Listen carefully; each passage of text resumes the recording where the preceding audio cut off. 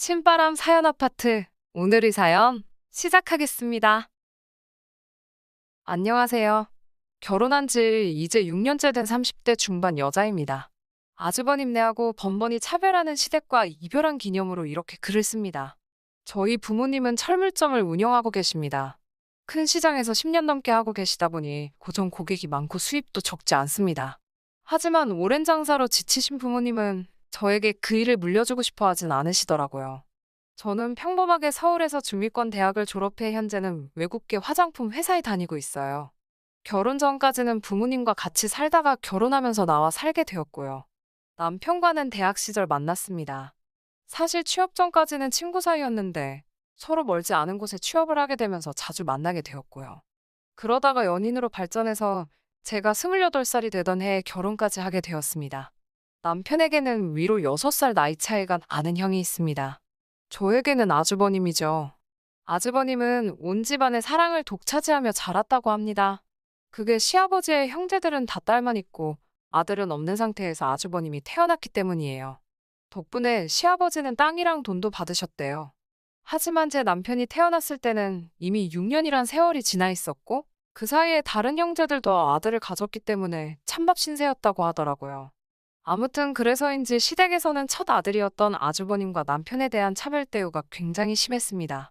결혼 전에도 남편에게 어느 정도는 들어서 알고 있었지만 결혼을 하고 나니 더 눈에 보이더라고요. 저희 시댁은 남편과 아주버님 생일이 음력으로 한 달 가까이 차이가 나는데도 늘 한 번에 하십니다. 아주버님 생일이니까 겸사겸사 너네 생일도 같이 해주는 거나 마찬가지니 와서 먹고 가라는 식이세요. 이 외에도 여러 가지 이유로 남편은 집에 정을 못 느끼더라고요.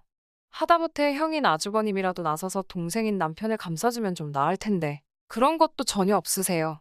늘 본인이 먼저고 조금도 양보할 줄을 모르십니다. 또 한 번은 이런 일도 있었어요. 상견례 전에 저희 집에 처음으로 인사를 온 날이었어요.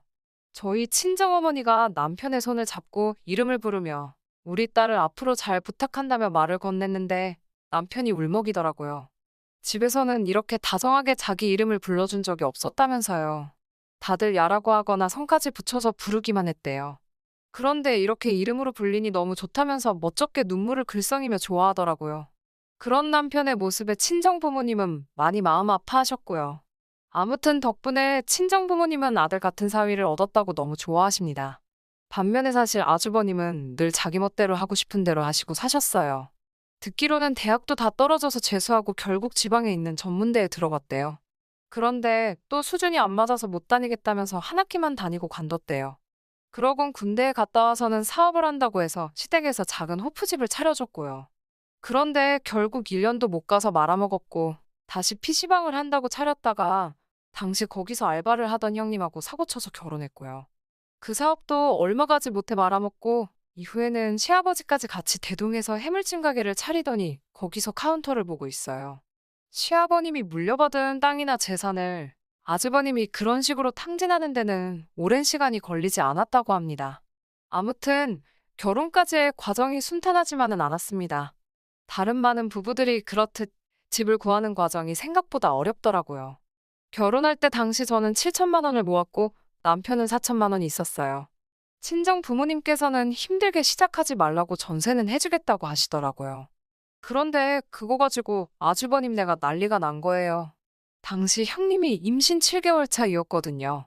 곧 애 낳고 해야 되는데 돈은 없고 쓸 곳은 많다고 징징거리던 시기였죠. 당시 아주버님네는 시댁하고 같이 살고 있었어요. 그게 아주버님 본인이 워낙 까먹은 돈이 많다 보니 결국 합가를 하게 된 건데 동생이 처가의 도움으로 아파트 전세를 구하게 생기니까 그걸 받아들이지를 못하더라고요. 형님과 아주버님이 9살 차이라 사실 저보다 나이도 어린데 성질머리가 아주버님하고 똑같아가지고요. 저희더러 형님 부부가 이렇게 고생하며 사는데 저희가 아파트 가서 2다리 뻗고 잘 수나 있겠냐며 말도 안 되는 심술을 부리더라고요. 아무튼 저희는 친정의 도움으로 20평대의 작은 아파트를 전세로 들어갈 수 있었어요. 그런데 그 사실을 알게 된 시댁에서 하루는 저를 호출하더라고요. 사실 시댁이나 친정이나 저희 둘 직장이나 거리가 다 거기서 거기예요. 아무튼 집에 도착하니 아주버님하고 시모가 같이 저를 기다리고 있더라고요.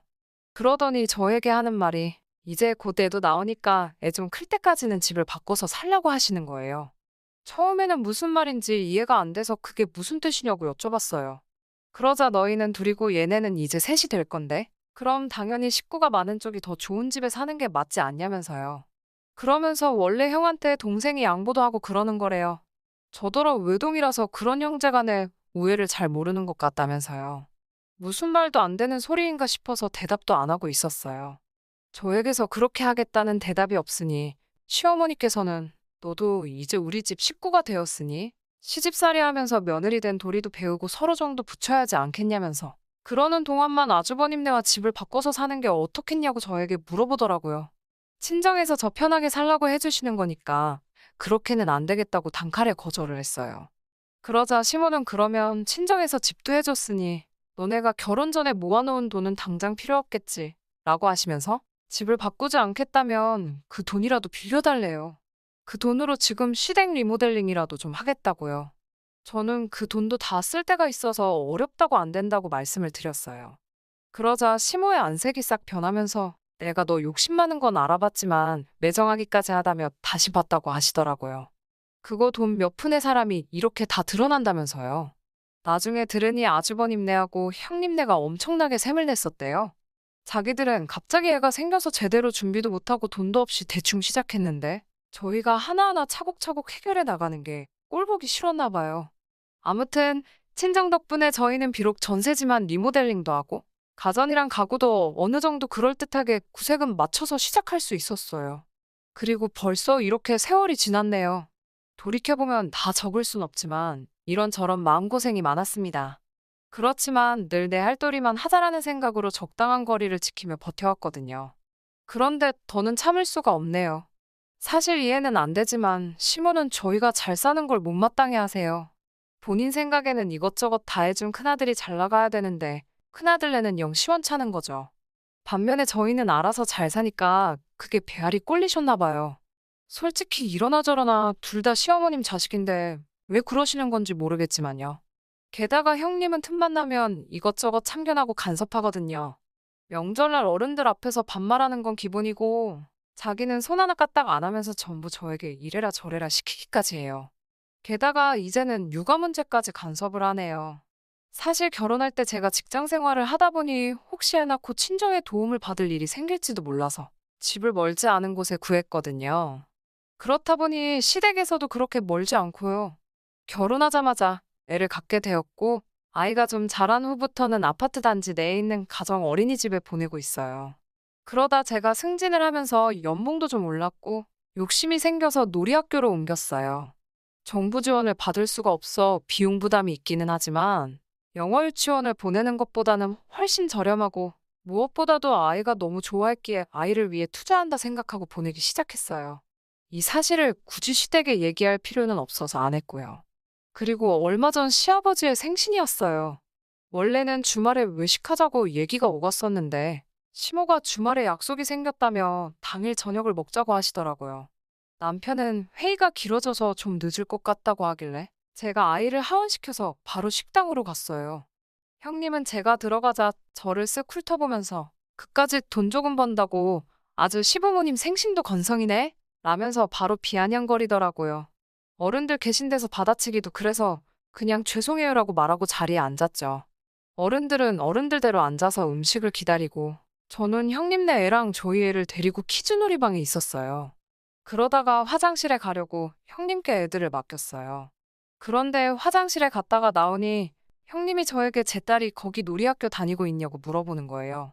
그래서 여기 놀이학교가 프로그램이 괜찮은 것 같아서 옮겼다고 했죠. 그랬더니 갑자기 식당 사람들이 다 들을 만큼 한 달에 무슨 100만 원 넘게 애한테 쓰냐면서 돈 많이 번다고 너무 티내는 거 아니냐며 소리를 지르는 거예요. 자기네 아들은 초등학교 들어가기 전까지 계속 어린이집 보낼 건데 위화감 느껴서 한 지붕 아래서 살겠냐면서요. 그래서 제가 언제 우리 딸 놀이학교 보낸다고 자랑하길 했냐 아니면 내가 형님을 무시하길 했냐며 왜 화를 내냐고 맞받아쳤어요. 그러자 너 일부러 내 자존심 건들려고 애한테 원복 입혀서 온 거 아니냐며 악다구니를 쓰더라고요. 아무리 형님이어도 저보다 어린데 맞전대 정도는 해달라 제가 쏘아붙이니 너가 뭔데 나를 가르치려고 하냐면서 삿대질을 해대더라고요. 아주버님까지 나서서는 저더러 형님한테 뭐 하는 싸가지냐면서 제정신이냐고 난리예요. 애들 앞에서 부끄럽지도 않냐고 제가 그만하시라고 했지만 애들이건 다른 사람들이건 안중에도 없더라고요. 형님은 시부모님한테 이거 보라고 자기 못 산다고 이렇게 무시한다면서 제가 평소에도 사람을 얼마나 깔봤겠냐며 말도 안 되는 소리를 하더라고요. 그래도 시부모님이 중간에서 균형을 잡고 상황 정리를 해주셨으면 제가 이렇게 글까진 쓰진 않았을 거예요. 그런데 시모가 저한테 너는 젊은 애가 정신 나갔냐면서 애한테 무슨 돈을 그렇게 허투루 쓰냐는 거죠. 그것도 아들도 아니고 딸인데 뭐 한다고 그 돈 들여서 놀이학교를 보내고 있냐고. 여자애는 그냥 집에서 한글이나 가르치면 된다나요. 아무리 그래도 손녀한테 어떻게 저렇게 말을 하나 싶고 솔직히 사람으로도 안 보이더라고요. 아주버님네는 저한테 꼴같지 않게 돈 자랑한다며 욕을 하고 식당 사람들도 쳐다보고 우리 딸은 울고 있는데 정신이 하나도 없고 쓰러질 것만 같았어요. 그런데 그때 남편이 어느샌가 나타났더라고요. 남편은 딸을 한 팔로 안고 다른 한 팔로는 제 손목을 잡아 끌며 나가자고 하더라고요. 그러면서 남편이 시부모님께 자식으로서 할 만큼 한 것 같습니다. 생신날 이런 모습 보여서 죄송하고 앞으로도 건강하게 오래 사시라고 그러더라고요. 저도 그 자리에 더 있을 수가 없어서 남편에게 이끌려 나왔네요. 그리고는 그 월말부터 남편이 시키는 대로 시댁에 드리던 생활비를 끊었습니다. 원래는 남편도 저도 연봉 협상이 잘 돼서 더 올려서 보내드리려고 했는데 아예 끊어버렸어요. 그렇게 2달을 안 보내니까 시모가 연락을 해왔습니다. 밥은 잘 먹고 지내냐면서 저희 남편 전화번호가 바뀌었냐고 물어보시더라고요. 저는 몰랐는데 남편이 시댁에서 오는 연락을 다 차단하고 있었나 봐요. 저는 그대로니까 다시 해보시라고 했고요. 그날 저녁 남편에게 그래도 자식된 도리는 해야 하지 않겠냐고 하니까 남편은 자기는 지금 이 가정에 충실하고 싶다고 하더라고요. 이 가정에서 행복을 되찾고 싶다면서요. 그리고 며칠 뒤에는 시댁 어른 중 한 분인 고모님한테 전화가 왔어요. 고모님은 남편이 얼마나 차별당하며 컸는지 직접 눈으로 보신 분 중 한 분이세요. 그러다 보니 저희 입장을 이해해 주시더라고요. 그러면서 말씀하시길 시아버님과 아주버님이 같이 하고 있는 가게는 지금 팔리지가 않아서 울며 겨자 먹기로 하고 있는 중이래요. 거기에 아주버님이 시아버님 모르게 매상을 빼돌리면서 장부를 조작하는 바람에 적자도 엄청나고요.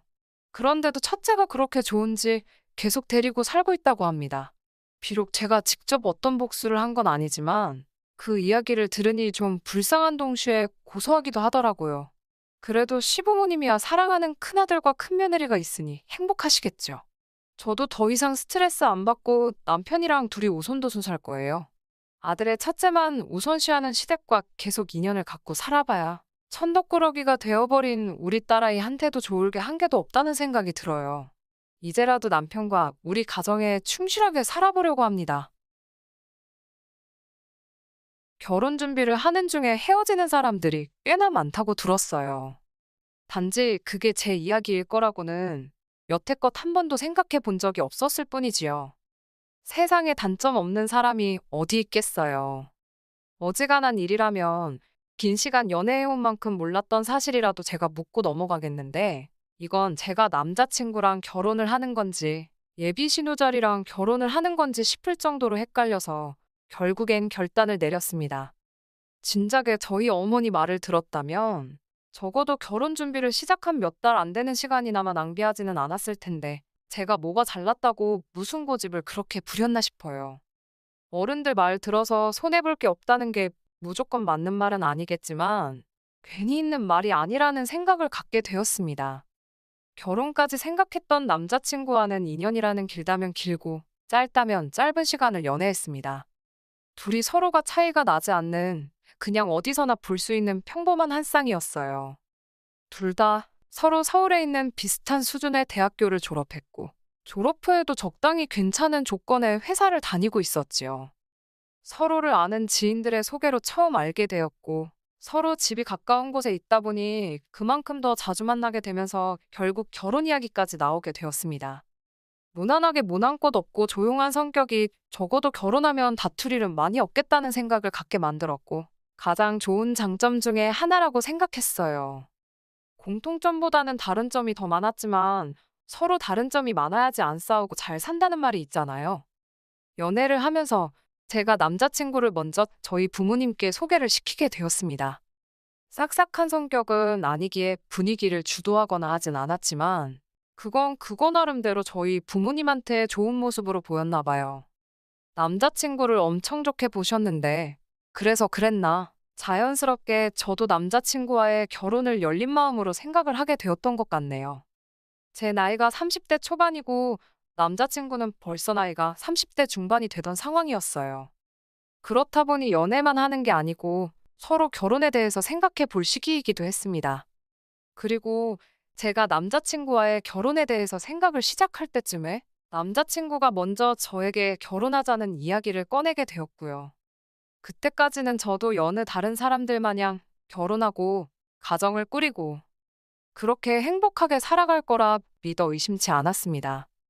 그런데 결혼 준비를 하는 과정에서 남자친구의 누나, 그러니까 저한테는 신호가 될 뻔했던 그 사람을 만나고부터 점점 제가 생각했던 이상적인 결혼과 현실이 서로 다르다는 걸 느끼기 시작했어요.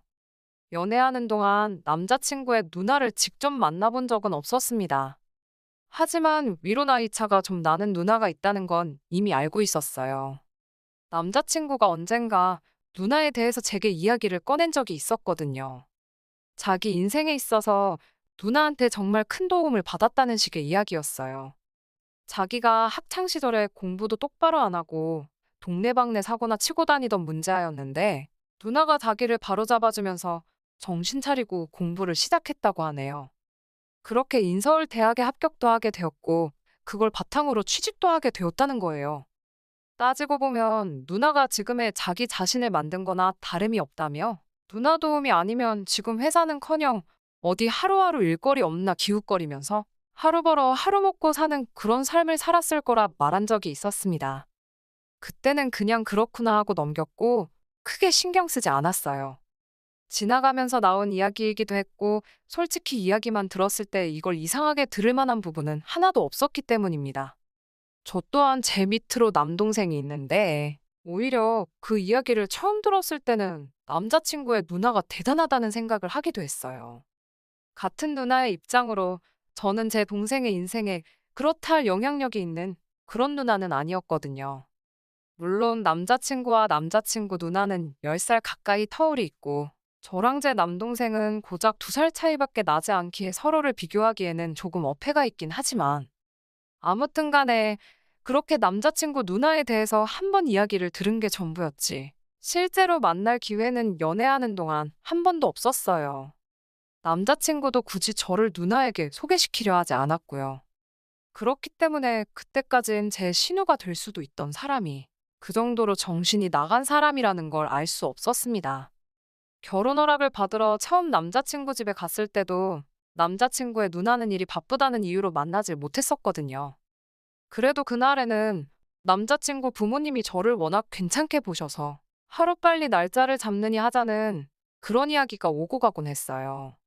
말씀드렸다시피 저는 벌써 부모님께 남자친구를 소개를 시켰었고 두 분도 남자친구를 사윗감으로 좋게 보고 계셨기에 결혼 허락을 받는 과정이 어려운 부분은 하나도 없었습니다. 양가에서 서로 사위될 사람과 며느리 될 사람을 저렇게 마음에 들어하니 더 두고 볼 것도 없었는데 거기서 제가 생각도 못한 사람이 하나 나타나게 되었으니 그게 바로 남자친구의 누나였어요. 남자친구의 누나를 처음 만나게 된 건 양가 상견례 자리에서였습니다. 제 동생은 따로 참석하지는 않았지만 남자친구의 누나가 이번에는 참석을 했거든요. 가족의 일원인데 그 자리에 동석을 한 게 이상하거나 잘못되었다거나 생각하지는 않았어요. 오히려 하는 것도 없으면서 자리가 불편할 것 같다고 불참한 제 동생이 원망스러웠지요. 심지어 처음엔 결혼 전에 남자친구의 누나를 한 번이라도 만나서 다행이라 생각했습니다. 인상도 평범했고 누나가 동생을 엄청 챙기는구나 싶은 느낌 정도밖에 받지 못했어요. 그런데 상견례 자리가 끝나고 집에 돌아와서 저희 어머니께서 표정이 많이 심란해 보이시더라고요. 그러더니 저한테 심각한 표정으로 하시는 말씀이 이 결혼을 다시 생각해보면 어떻겠냐는 충격적인 말을 하시더라고요. 누구보다 제 남자친구를 마음에 들어 하셨고 농담처럼 사위라고 부를 때도 있던 분이셨는데 상견례 자리에서 양가 어른들끼리 의견 충돌이 있던 것도 아닌데 갑자기 어머니께서 저러시니 저도 많이 놀랐어요. 어머니께 방금 상견례 마치고 왔는데 그게 무슨 말씀이시냐 물었어요. 어머니께서 하시는 말씀이 오늘 쭉 보아하니 신우자리가 아주 보통이 아닐 것 같다고 하시더군요. 제가 그 누나를 이길 수 있을 것 같지는 않고 결혼하고 나면 그로 인해 고생문이 열릴 게 훤히 보여서 그런다는 거예요. 저는 솔직히 그때 그 순간에는 어머니가 갑자기 왜 저러시나 싶었습니다. 이야기 다 끝난 상황에 결혼을 뒤집어 엎어야 한다고 말씀하시는 게 말이에요. 게다가 제가 봤을 땐 그런 느낌은 전혀 없었고 평범하게 우애 깊은 남매의 모습처럼밖에 보이질 않았었거든요. 누나가 동생 챙기고 동생이 누나 챙기고 귀찮다고 안 나온 제 동생하고 비교해보면 얼마나 보기 좋은 모습 아니냐고 어머니 말에 대들었었지요. 그랬더니 어머니께서 저에게 말하시기를 어머니께서 살아온 세월이 몇 년인데 웬만한 사람들 딱 보면 안다고 하시면서 걱정이 돼서 그런다 하시더라고요. 다른 사람 일도 아니고 니네 큰고모가 딱 그런 신우였다고 하시면서요. 저희 친가 쪽, 그러니까 저희 할머니께서 아들 욕심이 있으셔서 아버지 위로 누나가 4명이나 있어요. 아버지 위로 큰아버지도 계시긴 하는데 아들 하나 잘못되면 어쩌냐며 두 번째 아들을 봐야 한다고 해서 그렇게 된 거래요. 아무튼 덕분에 어머니께서는 졸지에 4명의 시누에게서 시집살이를 당하셨다고 해요. 그런데 당시 아버지는 어머니한테 시집살이가 다 그런 거 아니겠냐며 너가 참아라 하는 식으로 따로 중간 역할을 안 해주셨다 합니다. 그도 그럴 게 큰고모와 아버지가 터울이 많이 나서 큰고모가 아버지를 업어 키우다시피 했대요. 그러니 당시 아버지는 큰고모의 말을 거역할 수 없던 상황이었고 그런데 그 피해는 고스란히 저희 어머니가 받으셨던 거예요. 할아버지, 할머니 돌아가시고 나서부터는 큰고모가 저희 부모님한테 키워준 값을 내놓으라며 매달 생활비 100만 원씩 보내라고까지 해서 그제서야 아버지가 정신 차리고 큰고모와는 연을 끊고 지내고 있어요. 아무튼 그것 때문에 아직도 저희 어머니는 큰고모 이야기만 나오면 치를 떠시는데 어머니 말씀은 큰고모가 딱 그 짝이라고 하시면서 당신이 보낸 고된 시간을 딸인 제가 똑같이 받을까봐 걱정이 된다 하시대요. 남자친구가 순한 성격에 싫은 소리 하나 못하는 성격인데 과연지 누나랑 제가 문제가 생겼을 때 딱 부러지게 중간 역할도 못할 것 같고 저희 아버지 마냥 누나 뜻에 따르자 네가 참아라 할 것 같다고 하시더라고요. 아직 결혼 날짜를 잡은 것도 아닌데 더 늦기 전에 무르는 게 좋지 않겠냐고 하시길래 제가 요즘 이때가 어느 땐데 신우 시집살이 이야기를 하시냐고. 세상이 많이 변했다고 걱정 붙들어 매라고 말을 제가 딱 잘라버렸어요. 걱정하시는 어머니를 뒤로하고 저는 저대로 다시 결혼 준비에 집중을 하기 시작했습니다. 어쨌든 인생에 단 한 번 있는 결혼식인데 소중한 기억이었으면 싶어서 실수 없이 잘 준비하고 싶었어요. 제가 회사에서 하는 일이 연관이 되어 있기 때문에 여태까지 들어간 비용부터 앞으로 들어갈 비용까지 결혼식에 관련한 모든 걸 꼼꼼히 정리해 표로 만들어 놓았습니다. 아낄 수 있는 곳은 아끼고 욕심 부릴 곳은 욕심 좀 내려고 했어요. 남는 건 사진밖에 없다잖아요. 그래서 웨딩 촬영이나 본식 촬영 부분에 예산을 넉넉하게 잡았어요. 그러면서 자연스럽게 스드메 쪽에도 비용이 평균보다는 조금 더 들어가게 되었지요. 하지만 그렇다고 해서 그게 막 몇천만 원 단위로 더 들어가는 것도 아니고 몇십만 원 차이밖에 나지 않았어요. 남자친구도 자기는 이런 거 잘 모른다며 저보고 알아서 잘 준비하라고 말을 했는데 제가 정리해 놓은 표를 보여주고 며칠 지나지 않아서 갑자기 결혼식 비용에 대해서 길게 할 말이 있다고 저를 불러내더라고요. 그런데 그 자리에 나가보니 다른 사람도 아니고 남자친구의 누나가 그 자리에 같이 앉아 있었어요. 남자친구의 말은 겸사겸사라고 상견례 때 말고는 누나를 따로 소개시켜준 적이 없지 않았냐며 이참에 누나랑 인사도 시키고 그러려고 불렀다 하대요. 그때부터 촉이 안 좋긴 했는데 역시나 안 좋은 예감이 틀리는 법이 없더라고요. 남자친구의 누나가 제가 남자친구한테 보내줬던 예산을 정리해 놓은 표를 들이밀면서 옳게 될 사람이 씀씀이가 아주 보통이 아닌 것 같아. 신우되는 사람으로 그냥 두고 볼 수가 없어서 한마디 하러 나왔다는 말을 하더라고요. 그때 문득 어머니께서 제게 걱정되었다고 하신 그 말이 떠올라서 아차 싶었습니다. 그리고 제가 준비한 예산을 두고 주저리 꼬투리를 잡기 시작하더라고요. 웨딩홀 식사는 미리 먹어봤느냐 하는 사소한 잔소리로 시작해서 본격적으로 시비를 걸어오기 시작했어요.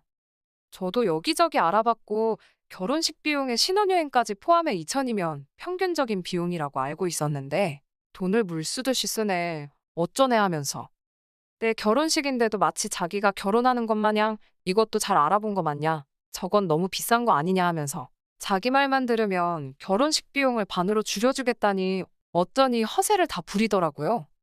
결혼식 영상이니 웨딩 사진이니 결혼하고 나서 아이라도 태어나 보라고 그런 거 보면서 추억에 잠길 여유 같은 게 없는 것이 현실이라면서 쓸데없는 데다가 거금을 쓰지 말라더라고요. 시간을 돌릴 수가 있으면 자기는 웨딩 사진부터 생략하겠다나 어쩐다나요. 그러더니 스드메도 자기가 다니는 동네 미용실 언니한테 부탁할 테니 그 사람한테 받으라고 하고 촬영도 자기 지인 중에 사진 아주 기가 막히게 찍는 사람이 있다며 그 사람한테 부탁을 하겠다는 겁니다. 돈 아끼는 것도 좋지만 각자 분야의 프로페셔널들이 있고 저도 다 알아보고 진행한 건데 뭐 저렇게 감노하라, 배노하라 하는 건지.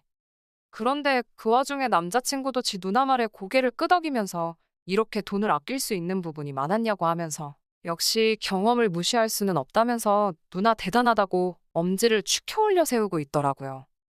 애초에 내가 내 결혼식을 어떻게 하는 건 이제 더 이상 중요한 문제가 아닌 듯 싶었어요. 제가 알아서 하겠다는 말을 하기도 전에 그럼 스드메랑 촬영은 이렇게 넘어가면 되고 하면서 다음 할 말을 또 끄집어내더라고요. 저희가 생각해둔 결혼식 날짜가 내년 3월 중순쯤 추위가 살짝 풀릴 때쯤에 올릴 계획이었어요. 그런데 신우가 날짜를 듣더니 결혼식까지 아직 5개월이나 더 남지 않았냐며 시간을 아끼려면 지금 임신을 해야 한다고 하는 겁니다. 남자친구도 30대 중반이면 이른 나이가 아닌데 뭐 여자 나이 30대 초반이면 늦은 거라고 아이한테 안 좋은 영향이 있을 수도 있다면서 하루라도 유전자가 젊을 때 아이를 가져야 한다는 거예요. 그러면서 아직 5개월이나 시간이 남았으니 결혼식 올리기 전에 아이를 가질 수 있도록 지금부터 노력을 하라는 겁니다. 애를 미리미리 만들어두라니 무슨 음식 재료 준비하는 것도 아니고 저걸 말이라고 하는가 싶었어요. 이미 어머니 말씀이 떠올라서 이 결혼은 어머니 말대로 뒤집어 엎어버리는 게 맞구나 하는 생각이 들었습니다만 그래도 뭐라 한마디 해주기 전까지는 제 속이 풀리지 않을 것 같아서 어디 얼마나 더 선을 넘으려고 그러나 보자 싶어서 자리를 지키고 앉아 있었어요. 아니나 다를까 저한테 결혼 자금으로 모아놓은 돈에 대해서 묻더라고요. 제가 모은 돈이 1억, 남자친구가 모아놓은 게 1억 4천이었거든요. 이미 남자친구와는 서로 얼마 모았는지를 오픈해 놓은 상황이었고 그 예산에 맞춰서 제가 주도적으로 예산을 짜고 있던 상황이었지요. 제가 작성한 표도 인쇄해서 가지고 있었는데 분명히 남자친구의 누나가 제가 모아놓은 돈이 지 동생보다 4천이 적다는 사실을 모르고 물어봤을 거라는 생각이 들지 않았습니다.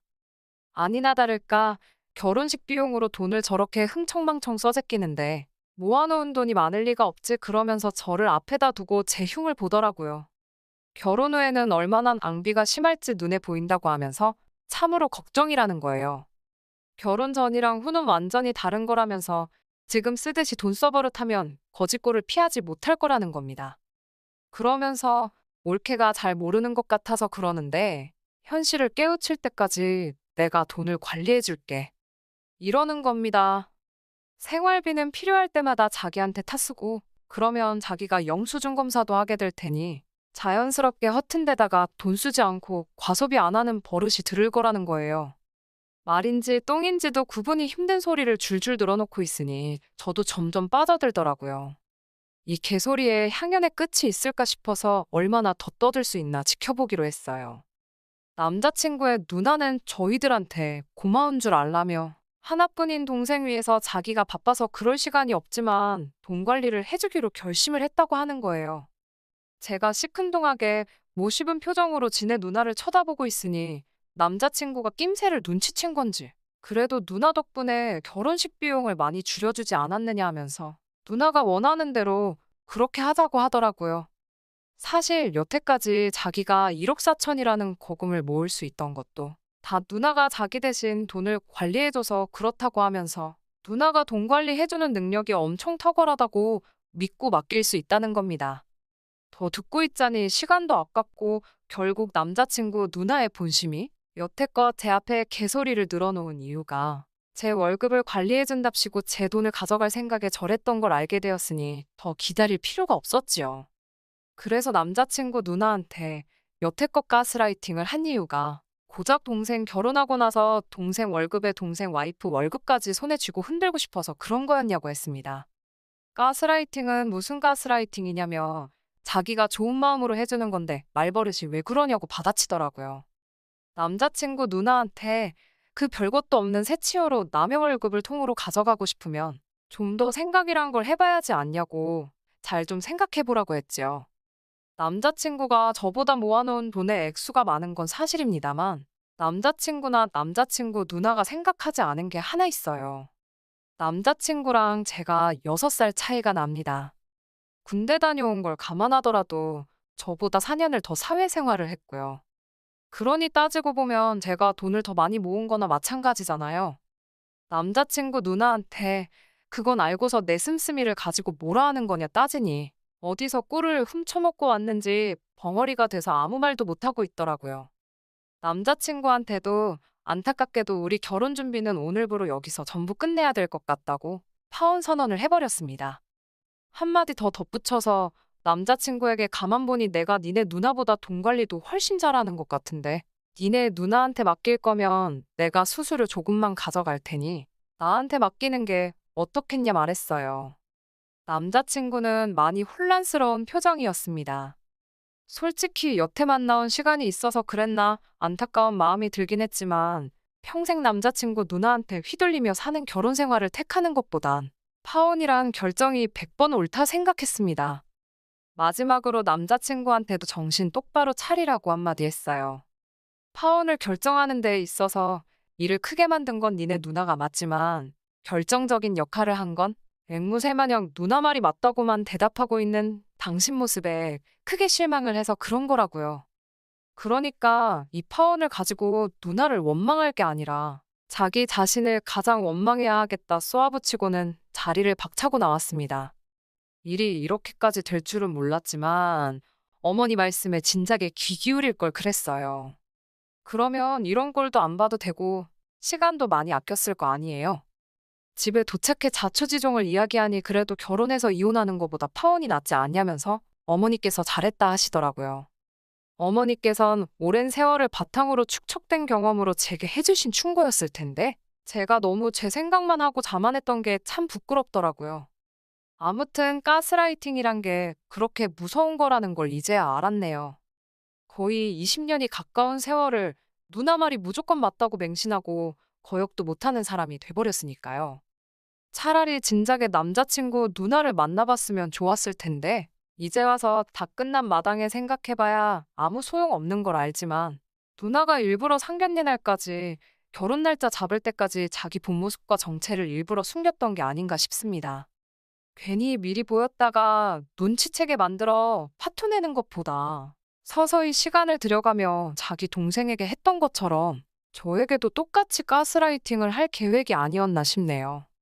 아마 저희 어머니께서 저에게 미리 경고해 준 게 없었다면 만약이란 건 없지만 신우 말에 혹해서 넘어갔을 수도 있을 것 같네요. 그래도 어머니의 현명함 때문에 정말 지옥 문턱에서 유턴을 한 게 아닌가 싶어 안심이네요. 6개월 만에 다시 찾았습니다. 원래대로였다면 결혼식을 지난달에 올리고 딱 신혼여행 다녀와서 신혼생활을 즐기고 있었을 그때 그 스니입니다. 사연 남겼던 게 생각이 나서 이렇게 후기를 보내드려요. 사실 남자친구한테서 파혼을 하고 한 달이 지나지 않아서 다시 연락이 왔습니다. 제가 옳았고 누나가 틀렸다고 하면서 말이에요. 저는 솔직히 그날 충분히 이해를 시켜줬다고 생각했는데 제정신을 차릴 때까지 시간이 좀 걸린 게 아닌가 싶었어요. 얼굴이 반은 울상이 되어서 한다는 말이 누나가 여태까지 자기를 속여왔다는 겁니다. 무슨 말인고 하니 제 말을 듣고 자기가 곰곰이 따져서 계산을 해봤는데 아무리 생각해도 돈이 5천만 원 이상은 비는 것 같다고 하는 거예요. 자기가 자취를 하고 있었지만 뭐 취미가 있는 것도 아니고 술을 즐기는 것도 아니라서 생활비라고 별로 드는 것도 없는데 자기가 10년이 넘는 세월 동안 벌어들인 돈만 계산해봐도 1억 4천이면 돈이 너무 적다 싶었다네요. 그래서 지 누나한테 자기 돈을 관리한 내역을 좀 보고 싶다고 물어봤는데 누나가 보여준다 하면서 차일피일 미루다가 남자친구가 집까지 찾아가니 따로 관리한 내역을 적어놓은 게 없다는 식으로 나왔다는 겁니다. 알고 보니 그동안 남자친구 누나가 야금야금 남자친구 돈에서 자기 필요한 데다 쓰고 애들한테 쓰고 놀러 다니고 뭐 그랬던 사실을 알게 되었다네요. 그래서 이제 다 깨달았다고 누나랑은 연을 끊었고 이제 제가 하자는 대로 할 테니 다시 시작하자고 하는 겁니다. 그래서 남자친구한테 이제라도 정신 차려서 다행이고 다시 시작할 마음은 없으니까 다른 사람 찾아보라고 한마디 해줬네요. 결국 스스로 잘해볼 생각은 없고 누나 대신으로 찾은 게 저니까 제 말 듣고 살겠다는 거잖아요. 자기 스스로 생각해서 결정도 못 내리는 그런 사람하고 살아봐야 좋을 거 하나 없고 저러다 또 언제 눈 아픔에 돌아갈지 누가 알겠나 싶어서 내 사전에 두 번째 기회란 없다고 그냥 잘 살려고 했습니다. 그렇게 영영 이별하게 되었는데 아쉬운 건 하나도 없네요. 그냥 속이 후련할 따름입니다. 안녕하세요.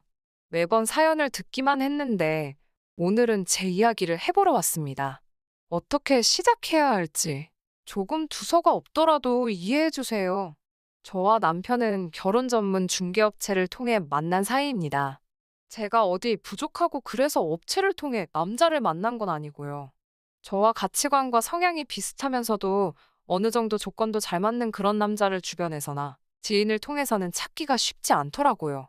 괜히 시간 낭비하는 것도 싫고 여러 가지로 업체를 통하는 편이 저에게 유리하겠다 싶어 내린 결정이었습니다.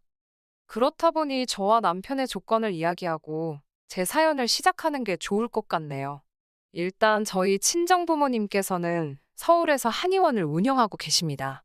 서울의 한의원이 한두 개는 아니지만 그래도 제법 이름난 한의원을 하고 계세요. 저는 현재 중학교에서 영어를 가르치고 있습니다. 재벌은 아니어도 비교적 유복한 환경에서 어려움 없이 자랐고 그 점에 있어서는 항상 부모님께 감사하는 마음이에요. 업체를 통해 남편을 소개받을 당시 남편의 부모님은 사업가라 했습니다. 그리고 남편은 진급을 앞두고 있던 구급 공무원이었고요. 솔직히 말해서 이전에 업체에서 주선해 주었던 남자들과 비교했을 때 남편의 조건이 특출나게 나은 건 아니었지요.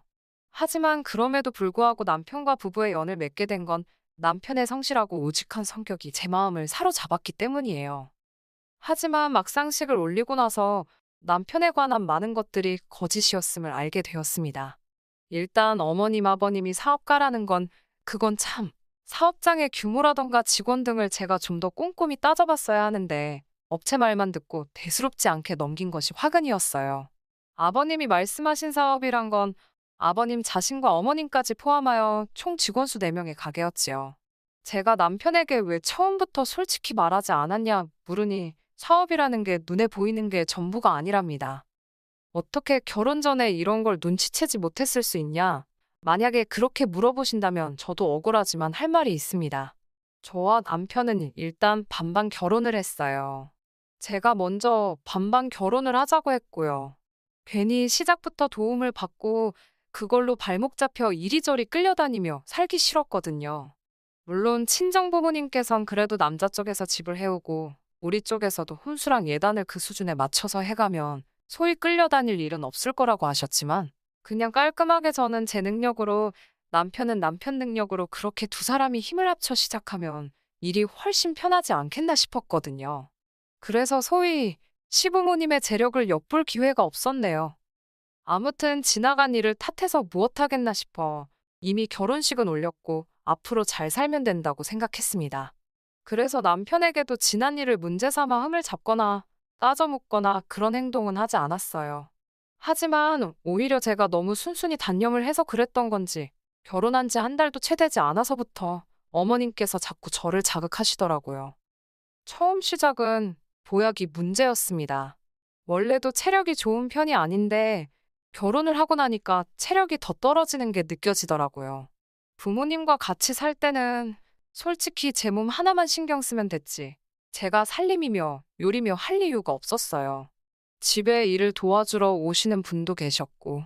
그런데 결혼을 하고 나니까 해봤자 티도 안 나는 그렇지만 안 할 수 없는 잡다한 일들이 많더라고요.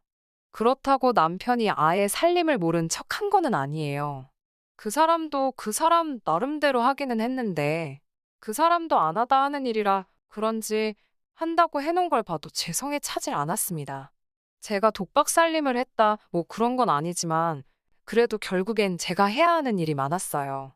그렇다 보니 순식간에 3kg도 넘게 빠졌고 그런 제 모습을 본 친정 부모님께선 걱정을 많이 하셨지요.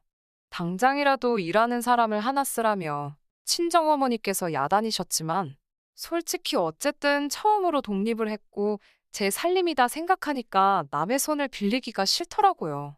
그러자 친정아버지께서 그러면 보약이라도 한 채 해주겠다 하셔서 그럼 그건 감사히 먹겠다 했습니다. 그렇게 보약 한 채를 받아서 집 냉장고에 넣어뒀어요. 그런데 며칠 뒤 하루는 연락도 없이 어머님께서 오셨습니다. 사실 어머님 아버님은 당신들이 속인 게 절대 아니라며 업체 탓을 하셨지만 업체에서는 업체대로 어머님 아버님이 자기들을 속였다며 서로 탓을 하던 상황이었거든요. 제 추측이지만 이후로 어머님께선 제가 그 일로 인해 당신이나 아버님 혹은 남편을 무시하는 건 아닌지 아주 눈에 쌍심지를 켜고 저를 감시하는 것 같더라고요. 그래서 아무 때나 연락하시고 찾아오시고 하지만 어찌됐건 남편과 결혼을 결심한 건 제가 내린 선택이었고 저는 제 선택에 책임을 지는 성격이었기 때문에 어머님의 행동들이 이해가 되질 않았네요. 아무튼 그렇게 찾아오신 어머님께서는 마치 제 흠이라도 잡으려고 작정이라도 하신 듯 화장실이며 부엌이며 다 살펴보기 시작하셨습니다. 당연히 마음에 안 드셨을 거예요. 남편이나 저나 일이 많아서 청소고 뭐고 할 정신도 없었고 그저 사람 사는데 이 정도면 됐다 싶은 수준만 유지하고 있었으니까요. 그리고 아니나 다를까 냉장고를 열어보신 어머님께서는 혀를 차셨습니다. 어떻게 가정주부가 냉장고를 이렇게 텅텅 비워둘 수가 있냐며 잔소리를 하시길래 어머님 제가 전업이 아니고 일을 하지 않냐며 대꾸를 했어요. 오히려 퇴근은 남편보다 제가 더 늦는다고요. 그러자 어머님께선 그러면 아침에 일찍 일어나면 되지 않냐고 하시더니 아니면 너네 엄마한테라도 해달라고 하라시는 거예요. 황당해서 저희 어머니도 일하시지 않냐고. 그러지 말고 어머님이 좀 해주세요. 그랬습니다. 어머님은 점심 드시고 출근하시니까 오전에는 시간 많으시지 않냐고요. 그러자 어머님께선 어이가 없다는 듯 저를 쳐다보시더니 어떻게 며느리가 시애미한테 반찬해달라는 소리를 하냐며 참 뻔뻔하답니다. 그리고는 다시 냉장고를 살피시더니 신성칸에 넣어둔 제 한약을 발견하시고는 이게 뭐냐고 물으시대요.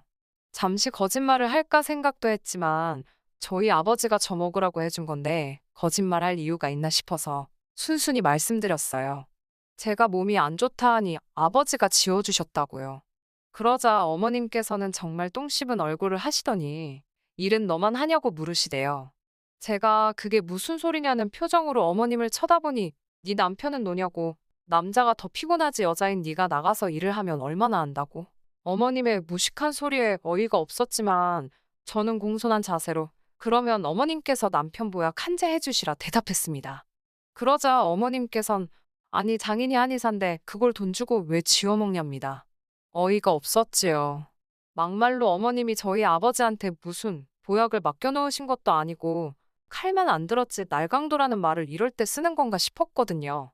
하지만 어머님하고 그런 거 따져서 뭐하나 싶어서 알겠다고 아버지께 말씀드려서 김서방 보약도 해드리라고 하겠다 했습니다. 어머님께서 돌아가신 후 아버지께 연락을 드려 방금 있었던 일을 말씀드렸습니다. 그러자 아버지께서는 오히려 당신이 센스가 없었다며 김서방이 많이 서운해했을지 걱정을 하시더라고요. 그래서 그런 걸로 서운해할 사람은 아니라고 말씀드렸지요. 아버지께서는 내친 김에 사돈들 보약도 해드려야겠다며 저더러 시부모님께 잘하라 하셨습니다. 사실 처음에 시댁이 조건을 속인 게 드러났을 때 저희 친정부모님께서도 많이 속상해 하셨어요.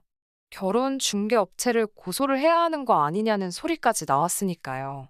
하지만 결국엔 저처럼 저희 친정부모님께서도 꼼꼼히 살피지 못한 당신들을 탓하셨습니다.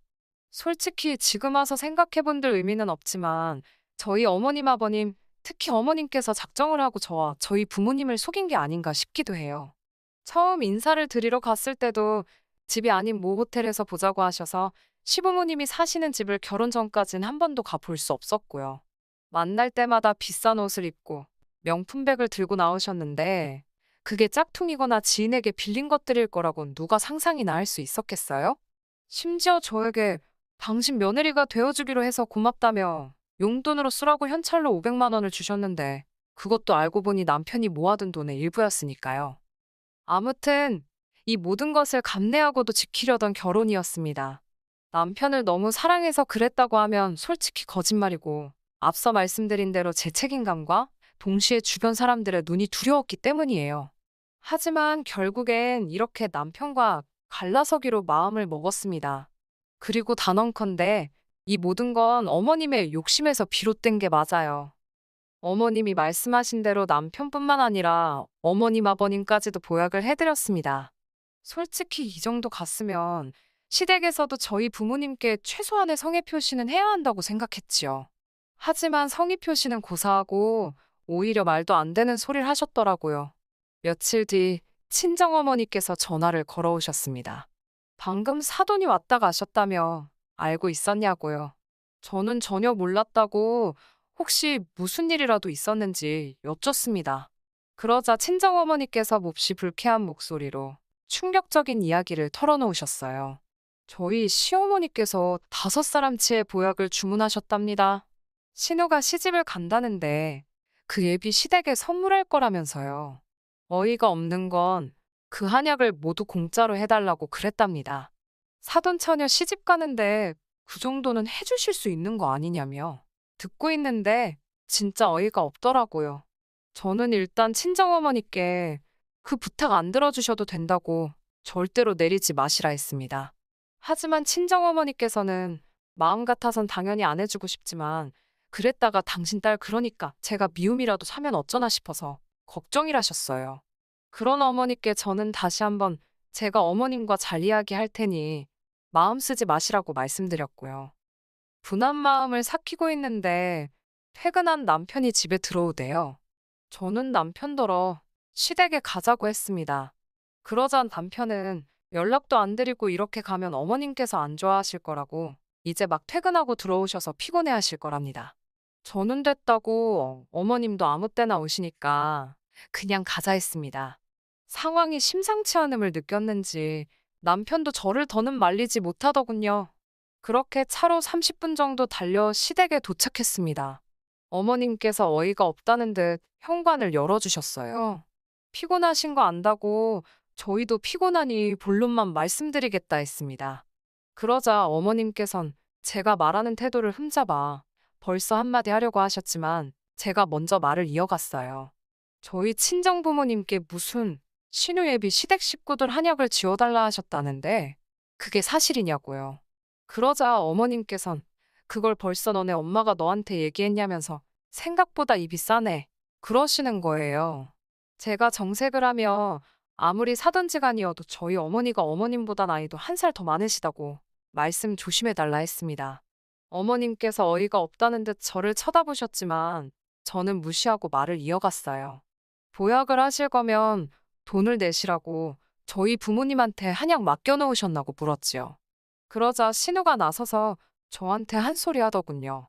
신우는 남편보다 2살이 많고 이번이 2번째 결혼이에요. 신우가 저더러 하는 말이 시집 온 지 1년은커녕 반년도 안 된 며느리가 시어머니 무서운 줄을 모르고 멋대로 밤중에 시댁에 찾아와서 따박따박 따지는 법이 어디 있냐입니다. 저는 신우에게 잘 모르면 빠져 있으라 했어요. 그리고 신우 예비 시댁 보약은 도대체 누구 머리에서 나온 생각이냐고 혹시 형님이 어머님 떨어 해달라고 했냐고 따졌습니다. 그러자 신우가 해달라고 할 수도 있는 거 아니냐며 한가족끼리 그런 거 하나 못 해주냐고 그래요. 어이가 없어서 저희 부모님이랑 형님이랑 한가족이냐고 정말 그렇게 생각하냐고 물었습니다. 그러자 신우도 뭐라 말은 못하고 시근덕거리기만 하더라고요. 집으로 돌아오는 길에 남편이 저에게 말을 붙이대요. 아무리 그래도 그렇지 신우나 시어머니나 다 저한테는 윗사람인데 말을 너무 막 하는 거 아니냐면서요. 저는 어머님이 먼저 우리 친정부모님을 뭘로 보셨는지 경우 없이 행동하시더라. 지금 나한테 한 말 그대로 어머님께 가서 먼저 하고 오라 했습니다. 그리고는 그렇게 못할 것 같으면, 내 편 못 들 것 같으면 가만히 중간이나 잘 지키고 있으라고 써붙였네요. 그리고는 얼마간 조용했습니다. 어머님이 화가 단단히 나셨는지 연락이 없으셨는데 그게 그렇게 편하더라고요. 물론 그 평화가 오래 가지는 않았지만요. 퇴근 준비를 하고 있는데 친정어머니께서 이게 무슨 일인지 모르겠다며 연락을 해오셨어요. 무슨 일인가 들어보니 어떤 가족이 와서는 저희 아버지가 지은 한약을 먹고 온몸에 두드러기가 났다며 난리를 치더랍니다.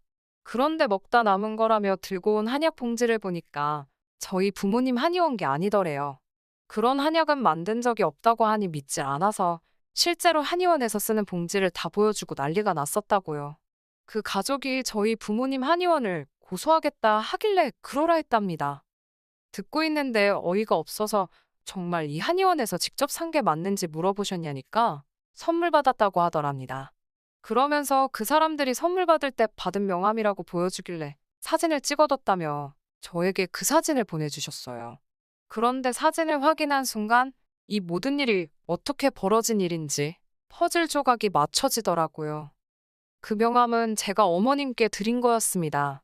언젠가 어머님이 부모님 한의원 명함 좀 달라시길래 급한 대로 제가 가지고 있던 걸 드렸거든요. 그런데 그 명함이 처음에 시범으로 몇 장 뽑았던 거라 전화번호 하나가 잘못 나와서 제가 임의로 수정을 해놨었지요. 그런데 사진 속 명함이 바로 제가 수정한 그 명함이더라고요. 저는 바로 시댁으로 달려갔고 아니나 다를까 어머님께서 절 붙들고는 잘 왔다며 저 때문에 지금 사단이 났답니다. 그게 무슨 말씀이시냐 하니 하시는 말씀이 저희 집에서 보약은 안 해준다 하지. 그런데 신우예비 시댁에는 보약을 해서 보내겠다고 호언장담을 했지. 결국 고심 끝에 인터넷에서 보약을 사셨다대요. 그리고는 신우예비 시댁에다간 저희 부모님 한의원 명함을 같이 주면서 이 사람들이 당신 사돈인데 아주 신경 써서 만들었다며 선물을 하셨다는 거예요. 한마디로 원산지도 모르는 어디 싸구려 한약재에다 저희 부모님 이름을 판 거지요. 너무 화가 나고 속상해서 어머님께 어떻게 그러실 수가 있냐고 따졌습니다. 어머님께선 미안하게 됐다면서도 그러면 넌 네 신우가 시집도 못 가고 저렇게 평생 혼자 늙어 죽었으면 좋겠냐입니다. 그런 어머님의 뻔뻔한 태도에 전 할 말을 잃었고 어머님께서는 기왕 이렇게 된 거 한 번만 더 신세 좀 지자시대요. 어처구니가 없어서 뭐라 대꾸도 안 하고 있는데 하시는 말씀이 저희 부모님더러 그 남자 식구들한테 선물 받은 그 한약은 당신들이 지은 게 맞다고 좀 해달래요. 곧 나을 거라는 말도 좀 해주고요. 말 같지도 않은 어머님의 말씀에 정말 뭐라 해야 할지 저는 어머님께 제정신이시냐 했습니다. 같이 있던 신우가 저더러 그러니까 그깟 보약 좀 해주는 걸로 왜 치사하게 굴어서 일을 이렇게 복잡하게 하냐고 따지대요. 저는 신우한테 분수에 맞는 사람이나 만나라고 괜히 네 부모 등골 빼먹지 말라고 쏴붙였습니다.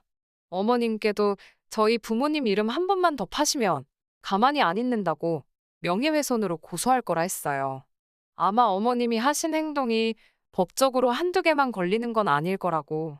그러니 저 열받게 하지 마시라고도 했지요. 그러자 어머님께서는 제가 시댁 알기를 모같이 안다며 진작에 알고 있었답니다. 제가 당신을 무시하는 거려. 반성은 고사하고 조금의 미안함마저 느껴지지 않는 어머님의 태도에 진절머리가 나더군요. 그때 신우에게 들었는지 남편도 시댁으로 왔습니다. 남편이 저를 잡아 이끌며 집에 가자고 집에 가서 이야기하자길래 됐다 했어요. 이렇게 경우 없는 어머님하고 한시도 더 가족이란 이름으로 얽혀있기 싫다 했습니다. 이래서 기우는 결혼은 하는 게 아닌가 보다고 하니 남편이 말이 너무 심한 거 아니냐며 언성을 높이더군요. 솔직히 남편이 언성을 높인 건 그때가 처음이었기에 조금 충격적이긴 했지만 그렇다고 그동안은 제 편을 들어준 건 아니니까요. 그나마 중간에 있을 때는 서운한 건 없었는데 팔은 역시 안으로 굽는구나 싶어서 그냥 여기까지만 하자 했습니다. 솔직히 말하면 그 짧은 두세 달의 시간 동안 제가 너무 지쳤던 것 같아요. 결혼 업체에서는 제가 결국 헤어지기로 했다 하니 정말 미안하다 사과를 해왔습니다. 그리고 덧붙이기를 자기들이 아무래도 이상해서 서류를 검토해보니 시댁에서 서류를 위조한 것 같다며 자기들도 지금 시댁을 고소할 예정이라며 저는 제가 도울 게 있으면 돕겠다고 했습니다. 그리고 신우는 결국 파혼했어요. 그 남자 쪽에서도 신우와 시댁의 실체를 알아차린 건지 그놈의 체면 때문에 진작에 갈라서야 했을 걸 여기까지 질질 끌고 왔다는 사실이 솔직히 부끄럽고 속상합니다. 그래도 더 늦기 전에 지금이라도 제 자리를 찾았다는 게 다행이다 싶네요. 당분간은 건강관리에 힘쓰며 지낼 생각이에요. 안녕하세요. 사랑하는 남편과 알콩달콩 결혼 생활을 즐기고 있는 30대 주부입니다. 결혼한 지는 2년이 되었고, 아직 아이는 없어요. 생활이 어느 정도 안정을 되찾고 나면 아이를 가질 생각이에요. 남편과는 어린 시절부터 알고 지내던 사이입니다. 한 동네에서 초등학교, 중학교를 같이 다녔지요. 모든 걸 함께하는 여자친구들 같지는 않았지만, 그래도 등하교는 같이 하는 정도의 관계였달까요? 그러다 남편은 남고로, 저는 여고로 가면서 서로 연락하는 빈도수가 점점 줄어들었어요. 아무래도 이성의 눈뜰 시기다 보니 남편은 남편대로 좋아하는 여학생이 생겼다는 소문도 들려왔고요. 저는 저대로 대학 진학에 열을 올리던 시기라 자연스럽게 멀어졌지요. 그렇게 저는 서울 소재의 모대학에 진학했습니다. 목표하던 대학은 아니었지만 그래도 사람들이 어디 다닌다고 하면 좋은 데 다니시네요. 소리는 나오는 정도의 학교예요. 혹시나 아는 사람이 제 사연을 들으면 곤란할 것 같아서 구체적으로 밝히기는 어렵네요. 아무튼 그렇게 대학교에 들어가고 얼마 지나지 않아 남편과 우연히 다시 연락이 닿았습니다. 사실 대학에 들어오면서 제가 개명을 했어요. 무슨 큰 뜻이 있었던 건 아니고 저희 할머니께서 어디서 사주를 보고 오셨는데 제가 개명을 해야 앞으로 무탈하게 산다고 했답니다. 모르면 몰랐지. 그런 소리를 듣고 나니 여간 찜찜할 수가 없더라고요. 그리고 개명 전 이름이 좀 촌스럽기도 했어요. 아무튼 이런저런 이유들로 개명을 했고 개명을 한 이후로는 제 나름대로 새로운 시작이라는 기분하에 이메일 주소도 바꾸고 그랬습니다. 핸드폰 번호도 바꾸었고요.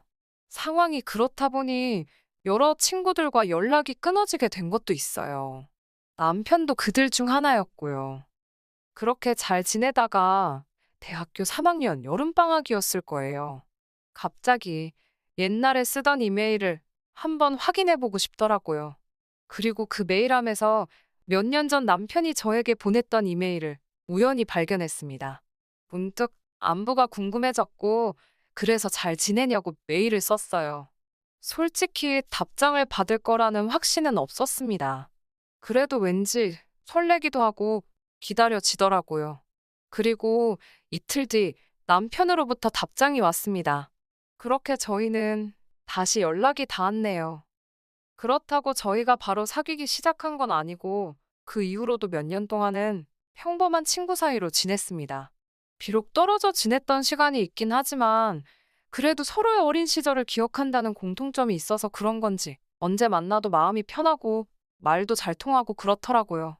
정말이지 각자의 연애를 진심으로 응원해 줄 수 있었을 만큼 서로에게 좋은 친구였네요. 그런 남편에게 사귀자는 소리를 들은 건 지금으로부터 4년 전이었어요. 저는 처음에 남편이 취해서 주정을 부리는 줄 알았네요. 하지만 남편은 이후로도 몇 번이고 사귀자며 저에게 다가왔고 이러나 저러나 이 우정은 끝났다 싶은 제가 그래 한번 사귀어보자 했습니다. 그 연애가 이렇게 결혼까지 이어질 줄은 그때는 몰랐네요. 친구로 지낸 시간이 길었기에 남편에 대해서는 모르는 게 없다고 생각했습니다. 하지만 연인으로서 그리고 지금은 배우자로서 남편과 많은 시간을 함께 하게 되니 그동안 남편에 대해서 제가 몰랐던 것들이 참 많았다는 사실을 알게 되었네요. 특히나 남편과 시누이의 관계를 알게 되었을 땐 너무나 충격이었지요. 남편에게는 3살 많은 누나가 있습니다. 저도 어려서부터 한 동네에 살았으니 시누의 존재는 진작부터 알고 있었고요. 하지만 나이 차이 때문인지 남편과 달리 시누와 친해지는 건 쉬운 일이 아니었습니다. 그 시절에는 굳이 노력해서 언니와 친해져야겠다는 생각도 못했고요. 그러다 보니 나중엔 길에서 마주쳐도 잘 지냈냐고 안부를 묻기도 어색할 만큼 거리감이 생겼달까요? 솔직히 돌이켜 생각해보면 평범한 남매 관계는 아니었습니다. 신우 앞에서 남편은 제대로 길을 펴지 못하는 눈치였어요. 맨날 당하고 사는 것 같았달까요? 그리고 결혼 이야기가 나오기 시작하면서 그 이유를 알게 되었지요. 남편에게 프로포즈를 받고 얼마 지나지 않았을 무렵이었어요. 하루는 남편이 정말이지 술이떡이 되게 취해서는 늦은 밤 저희 집으로 찾아왔습니다. 깜짝 놀라 남편을 데리고 집으로 들어왔어요. 그나마 친정부모님께서 부부 동반으로 여행을 떠나셨던 상황이었기에 망정이지 하마터면 정식으로 인사를 시키기도 전에 못 볼 꼴을 보일 뻔했다는 생각이 들어 걱정은 고사하고 남편에게 정말 화가 많이 났었네요. 하지만 전 남편에게 화를 내지 못했습니다. 남편이 저를 붙들고는 어머니가 너무 보고 싶다며 어린아이처럼 눈물을 쏟아냈거든요. 이전에는 단 한 번도 그런 모습을 보여준 적 없던 남편이었기에 정말 깜짝 놀랐어요. 무엇보다도 어머님은 멀쩡히 살아계신데 어머님이 보고 싶다고 울어대니 황당하기 짝이 없었지요. 몇 시간 후 어느 정도 술이 깬 남편을 붙들고 물었습니다. 도대체 아까 그게 다 무슨 이야기냐고요. 그러자 남편은 긴 한숨을 토해내듯이 내뱉고는 그동안 숨겨온 비밀을 털어놓았습니다. 일단 지금의 어머님은 남편을 낳아주신 분이 아니셨습니다.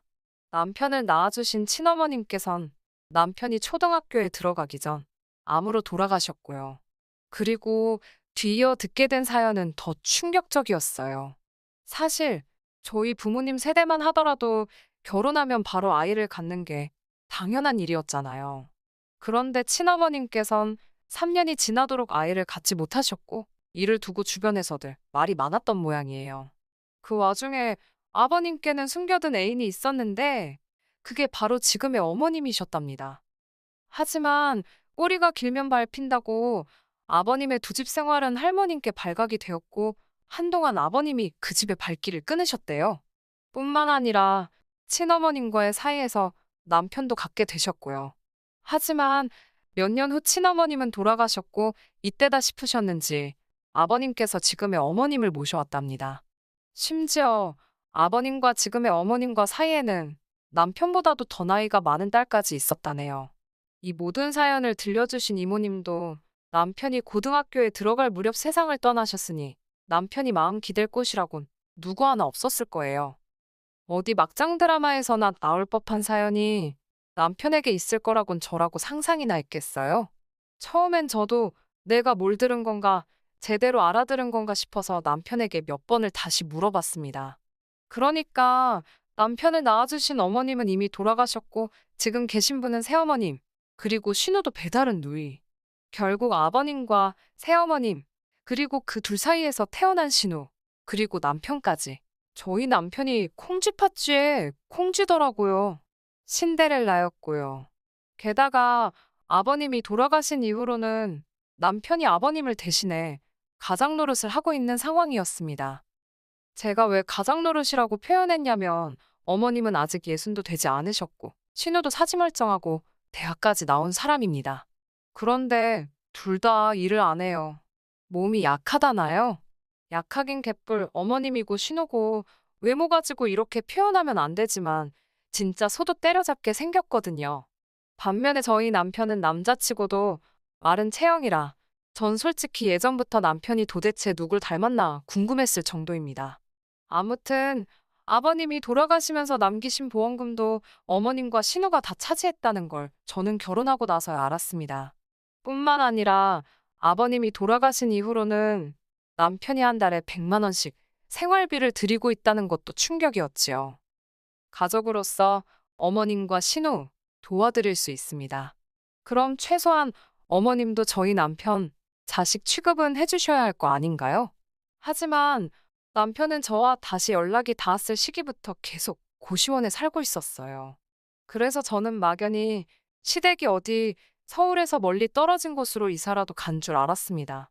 언젠가 물었을 때도 남편이 대충 얼버무리듯 그렇다고 하길래 더 묻지 않았고요. 하지만 웬걸요. 알고 보니 어머님과 신우는 남편이 사는 고시원과 회사 중간에 위치한 아파트에 살고 있었습니다. 그 사실을 알게 된 제가 너무 어이가 없어서 도대체 왜 너만 나와 사는 거냐고 물었더니 어머님께서 만나는 분이 자주 집에 오셔서 주무시고 가시는데 남편의 존재를 불편해 하신다나요? 그래서 그렇답니다. 솔직히 이때는 이게 내쫓은 거지 내쫓은 게 아니면 뭔가 싶더라고요. 이 모든 상황을 알면서도 파혼 대신 결혼을 선택한 이유는 남편에 대한 제 사랑과 의리 때문이었습니다. 그런 힘든 환경 속에 남편을 혼자 내버려 둘 수 없었다고 할까요? 어머님이나 신우, 두 사람 다 남편의 결혼엔 일절 관심이 없었습니다. 저라는 사람에 대해서도 별로 궁금해하지 않으셨지요. 딱 한 가지 굉장히 예민하게 반응하신 부분이 있는데 그건 바로 결혼식에 들어가는 비용이라던가 혼수 그리고 예단 문제였습니다. 솔직히 남자친구의 가정사를 알고 난 이후로 신혼집이나 기타 여러 가지 부분에 있어서 저는 기대를 버린 상황이었습니다. 같이 사는 것도 마뜩찮아서 내쫓은 아들에게 돈을 보태주실 리가 만무하잖아요. 아니나 다를까 상견례 자리에서 어머님께서는 아직 신우가 시집도 못 갔는데 남편이 먼저 결혼하는 것에 대해서 굉장히 불쾌하게 생각하시는 눈치였습니다. 사돈이 될지도 모르는 저희 부모님 앞에서 남편을 있는 대로 깔아뭉개셨지요. 예의도 모르고 매너도 없다면서 제 애미랑 누나 다 버리고 얼마나 결혼이 하고 싶으면 저러는지 모르겠다며 한껏 빈정대셨어요. 다행히 저희 친정 부모님은 이미 남편의 가정사를 알고 계셨고 무엇보다 오랫동안 남편을 지켜보셨잖아요. 남편이 어떤 사람인지는 어머님의 말씀보다는 당신들이 아는 그 모습을 믿어주셨어요. 저희 부모님은 집 안 해주셔도 되고 한 푼도 안 보태주셔도 된다. 대신 혼수나 예단 같은 것도 생략하자셨습니다. 어머님께서는 펄쩍 뛰시며 그래도 당신이 아들 키우느라 들인 공이 있는데 그렇게 날로 드시려고 드냐며 그건 안 될 소리라고 나오셨습니다.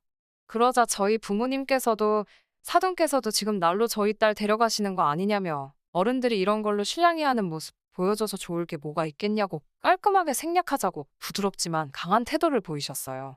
어머님도 더 이상 대꾸할 수가 없으셨는지 니들 맘대로 하라는 말씀으로 결혼을 허락하셨지요. 저희는 친정 가까이 신혼집을 얻었고 이후로 저희 둘만의 보금자리를 만들어 나갔습니다. 어머님께선 여전히 돈을 요구해 오셨고 남편은 매번 제 눈치를 살피며 생활비를 보내드리는 상황이었지요. 솔직히 전 괜찮다고 신경 쓰지 말고 보내드리라는 말을 해주진 못했습니다. 바보같이 아들 취급도 안 해주는데 뭐가 그렇게 아쉬워서 돈을 보내드리냐고 뜯어 말리기도 여러 번이었지요. 하지만 남편은 그때마다 그래도 자기에게는 어머니시라며 상황이 되는 한 잘해드리고 싶답니다. 본인이 그렇게 말하는데 제가 더 이상 무슨 말을 할 수 있겠어요? 괜히 중간에서 이간질하는 며느리란 오해나 받겠다 싶어서 더는 말하지 않았습니다. 그렇게 1년쯤 지났을 무렵 어머님께서 물가가 많이 올랐다며 돈을 더 보내달라고 연락을 해오셨습니다. 말이 나와서 말이지만 어머님은 참 연락이 없으셨어요. 오로지 월말이나 월초에 생활비 보내라는 연락을 한번 해오셨고 신우 생일이니까 모브랜드 화장품 사오라고도 한번 연락이 왔었네요. 게다가 남편이 맹장이 터져서 병원에 입원했을 때도 죽는 병도 아닌데 유난 떨지 말라는 말이 전부였습니다. 친정 어머니는 그나마 시집살이는 없지 않냐며 좋게 생각하라 하셨지만 남편 입장에서 생각해보면 얼마나 서운할까 저 속이 말이 아니겠구나 싶더라고요. 이 밖에도 그동안 있었던 크고 작은 일들을 전부 다 나열할 수는 없지만 보는 사람이 더 민망할 만큼 어머님께선 저희 남편을 배려 없이 대하셨습니다. 그래도 부모 자식 간의 일이다 생각하고 최대한 관여하지 않으려고 했어요.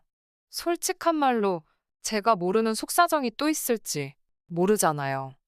그렇게 1년 넘는 시간을 참으며 옆에서 지켜만 보던 제가 결국 폭발하게 된 건 어머님의 선을 넘는 도를 지나친 요구 때문이었습니다. 어머님께서 재혼을 하신다며 연락을 해오셨습니다. 신우는 딸이라서 그런지 자기 엄마만 행복하다면 아무래도 좋다는 식이었습니다. 하지만 남편은 당황한 기색이 역력했어요. 이 부분에 대해서는 행여나 저희 남편을 욕하지 말아주세요. 자식마다 서로 다른 입장이 있는 거니까요.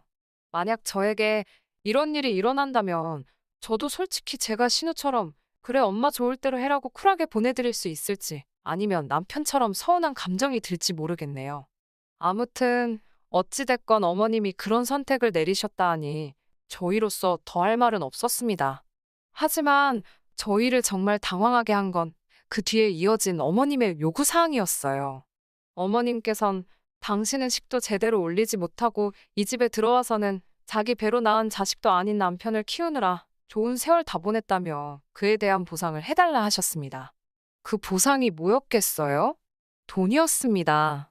늦게나마 면사포도 쓰고 신혼여행도 가고 그러고 싶으시답니다. 그러면서 그 결혼 비용을 저희 남편더러 내라고 하셨어요. 뻔뻔한 어머님의 아이디어에 정말 입이 떡 벌어지더군요. 결국 제가 나서서 어머님 그건 아닌 것 같다고 말씀드렸습니다.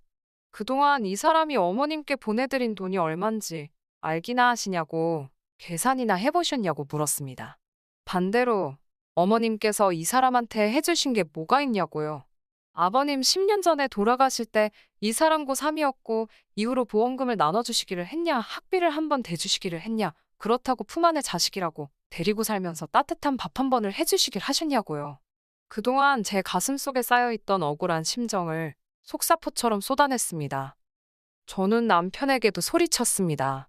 솔직히 전부 다 말하라고 당신도 지치고 힘들다고 왜 말을 못하느냐고요. 그러면서 당신이 앞으로 평생을 같이 보낼 사람은 나지 저분이 아니라고 지금이 어쩌면 마지막 기회라고 어머님인지 저인지 선택하라 했습니다. 그러자 그때까지 고개만 푹 숙이고 있던 남편이 천천히 고개를 들어 어머님과 신우를 번갈아 쳐다보더군요. 만약 어머님께서 우리 아들 사랑한다 하다못해 그 말 한마디라도 해주셨다면 남편은 지금 제 곁에 없을지도 모릅니다. 하지만 어머님께선 모질이 같은 게 어디 지 애미를 그런 눈으로 쳐다보냐며 죽은 지 애미 눈을 똑 닮았다고 악을 쓰시더군요. 저는 그 말을 듣고 정말이지 경악을 금치 못했습니다. 이제껏 제대로 한번 대들지도 못했던 남편도 그 말을 듣고는 눈빛이 돌변하더라고요. 남편은 지금 뭐라고 하셨냐며 그동안 한 번도 보여준 적 없는 경멸과 분노의 눈빛으로 어머님을 내려다보았습니다. 남편이 쥐고 있던 주먹이 부들부들 떨리는데 정말이지 뭔 일 나는 거 아닌가 싶더라고요. 하지만 신우는 눈치는 진짜 개나 줘버렸는지 남편에게 어머님이 서운해서 그런 거라며 솔직히 자기들도 억울하답니다. 결혼만 너희 어머니가 먼저 했을 뿐이지 아버지가 정말 사랑한 사람은 지금의 어머님이셨는데 평생 첩소리나 듣고 살았으니 기분이 좋겠냐고요. 남편은 입술을 악물고는 그래도 나는 어머님이나 누나를 내 가족이라 생각했는데 그래서 와이프가 싫어하는 걸 뻔히 알면서도 어떻게든 책임지려고 했는데 둘은 정말 나를 지갑 정도로만 생각했냐며 떨리는 목소리로 말을 이어가더군요. 그러더니 더는 이 짓거리 못하겠다며 이제 더는 아는 척 하지 말자 했습니다. 당신들은 당신들 알아서 살라고 나는 더 이상 당신들 뒤치다꺼리 안 한다고요. 어머님은 그 와중에도 정신 못 차리고 당신이 눈이나 하나 깜짝할 것 같냐며 됐다고 나도 그깟 푼돈 필요 없다고 소리를 질러댔습니다. 그러자 남편이 아주 낮은 목소리로 지금 살고 계신 집부터 일단 비워달라 하더군요. 그러자 어머님께서 네가 뭔데 나더러 집을 비워라 말하냐고 소리를 치시더니 순간 사색이 되셨습니다. 저도 그제서야 떠올랐습니다. 그 집은 남편 명의로 계약된 전세집이었어요. 결혼 당시 남편 돈 대부분이 거기에 묶여 있었는데 그 돈을 빼오면 어머님이랑 신우가 갈 곳이 없다며 전전긍긍하는 남편이 안쓰러워서 친정엔 비밀로 했었거든요. 이후로는 솔직히 어차피 못 받을 돈이나 마찬가지였으니 그 돈은 없는 돈이다 생각하고 잊고 살았고요. 그제서야 사태 파악이 된 신우가 아무리 그래도 이건 경우가 아니지 않냐며 갑자기 저에게 가만히만 있지 말고 남편 좀 말려보랍니다. 이 여자가 돌았나 싶더라고요. 제가 속이 다 후련한데 못하러요라고 받아치고는 남편 손을 잡아 끌고 그 집에서 나왔습니다. 이제 법대로 하면 되니까 더 열불 낼 것 없다고요. 남편이 미안하답니다. 이런 못 볼 꼴을 보여준 것도 미안하고 가진 거 없는 사람이라서도 미안하다며 대신 앞으로 죽을 때까지 저 하나만 바라보고 열심히 살겠다대요. 순했던 남편이 정말 각성을 하니까 무섭긴 하더라고요. 바로 다음 날 집주인이랑 얘기해서 집 내놓고 어머님과 신우를 거의 내쫓다시피 내보내던걸요. 어머님께선 그 와중에도 정신 못 차리고 저더러 그럼 어디 월세방이라도 구하게 보증금 1,000만 원만 해달라셨습니다. 물론 1초도 안 걸려서 거절했어요. 어머님께서 저 같은 개차반 며느리는 처음 보신다길래 저도 어머님 같은 개차반 시어머니는 처음이라고 응수했네요. 벌써 6개월이란 시간이 지났지만 어머님은 계속해서 연락을 해오십니다. 요즘엔 작전을 바꾸신 건지 라면값이 없다, 혹은 버스비가 없다 그러시면서 5만 원만 10만 원만 이런 말 뭐하지만 거의 국어를 하시네요. 신우는 신우대로 어디 가서 아르바이트를 한다는데 생전 일이라곤 해본 적이 없으니 잘하고 있을지 안 봐도 뻔할 뻔짜지요. 아, 우려와 달리 남편은 전에 없이 잘 지내고 있습니다. 어머님께 삥을 안 뜯기니까 돈도 잘 모이고요. 남편이 저희 친정에 정말 끔찍히 잘하네요. 요새는 정말 걱정거리 하나 없이 웃음꽃만 피우며 살고 있습니다. 살다 보면 또 생각지 못한 일들이 있을 수도 있겠지요. 하지만 이젠 걱정 없어요. 남편과 함께라면 어떤 일이든 잘 해결해 나갈 수 있을 것 같은 확신이 들거든요. 자기야, 우리 앞으로도 행복하게 잘 살자.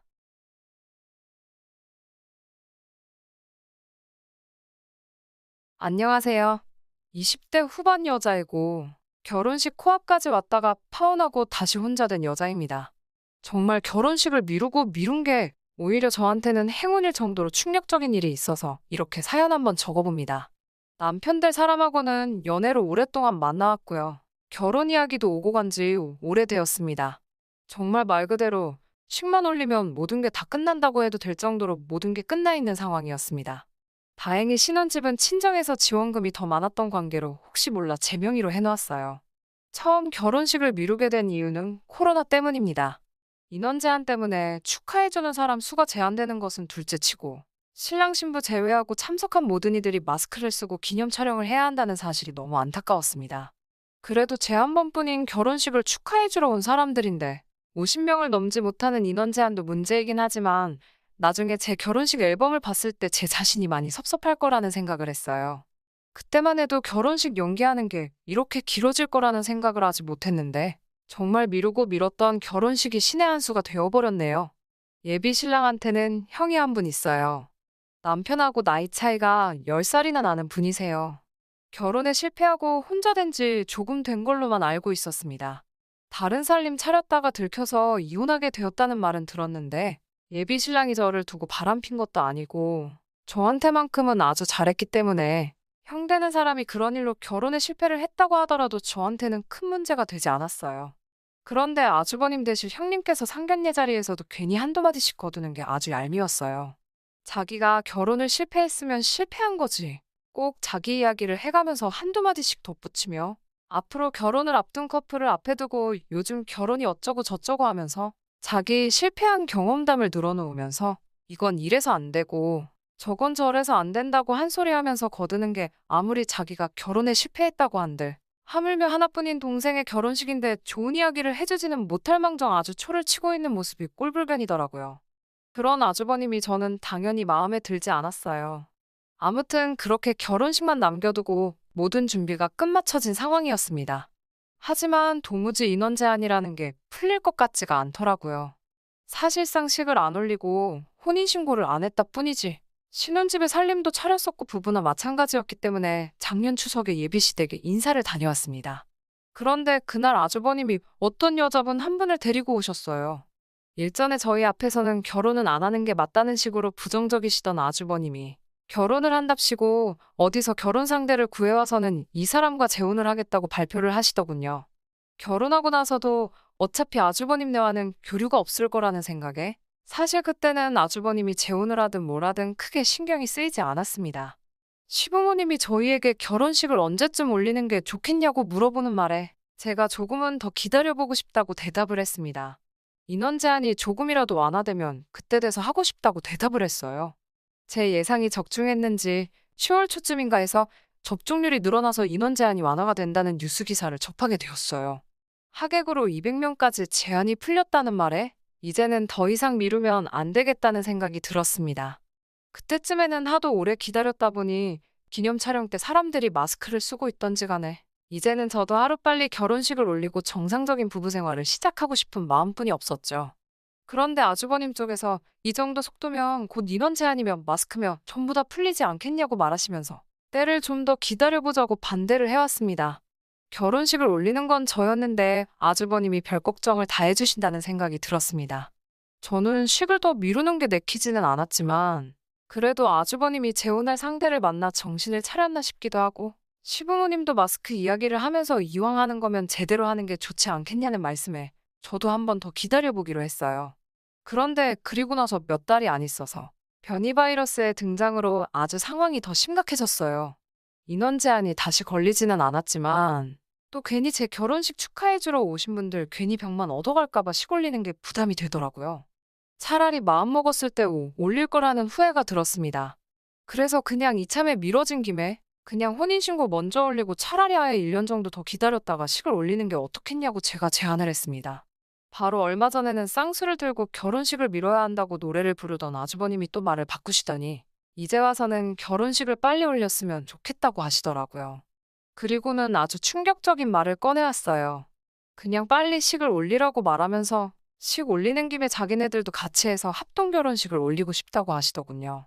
알고 봤더니 아주버님과 재혼하실 분도 두 번째 결혼을 상황인데 두 사람 다 이혼에 아주 지대한 공헌을 한 유책 사유자라서 결혼식에 초대할 만한 하객이 없어서 결혼식을 어떻게 하나 걱정하고 있었는데 이참에 저희 식날에 같이 준비해서 하면 좋겠다고 설명을 하더군요. 그렇게만 해주면 결혼식 비용도 전부 부담해주고 축의금 들어오는 것도 전부 저희들 앞으로 해줄 테니 잘 생각해보라고 하더군요. 집으로 돌아오는 차 안에서 예비 신랑과 이 사건에 대해서 이야기했어요.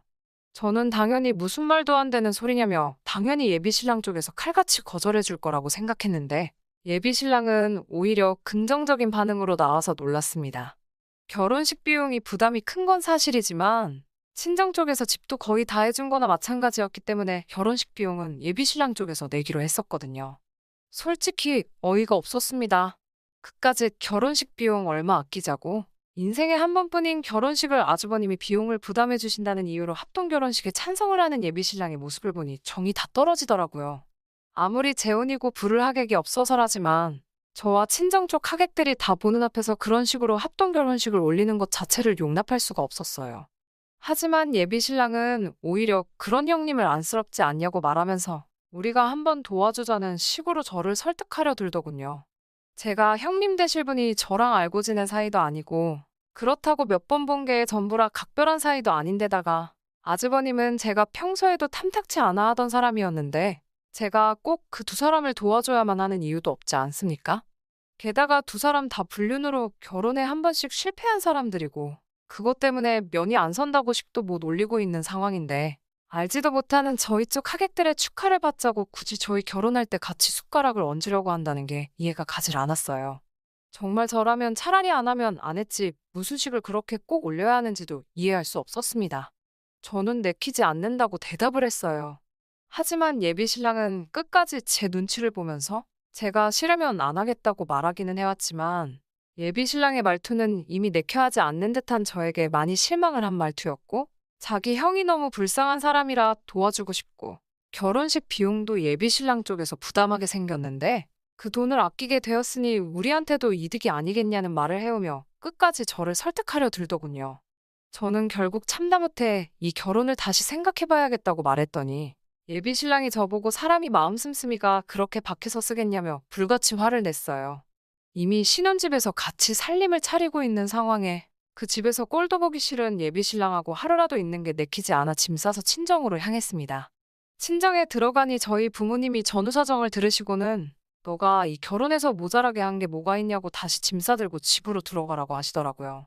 짐 싸들고 본가로 돌아가야 할 건 너가 아니고 박서방이라고 하시면서요. 이렇게 제가 벌써부터 이런 사소한 걸로 친정으로 짐 싸들고 들어가면 주도권을 예비 신랑한테 주는 거나 마찬가지니 싫은 건 싫다고 딱 잘라 강하게 나가라 하시더라고요. 그래서 다시 돌아가기 싫었지만 신혼집으로 다시 들어갔습니다. 짐 싸들고 나갔던 제가 하루도 안 돼서 다시 짐 들고 돌아왔으니 예비 신랑은 제가 꼬리 내리고 돌아온 건 줄 알고 기고만장해져서 큰 소리를 치면서 이제 생각이 바뀌었냐고 하면서 비아냥대더라고요. 저는 그러고 있는 예비 신랑에게 당장 짐 빼라고 소리를 질렀습니다.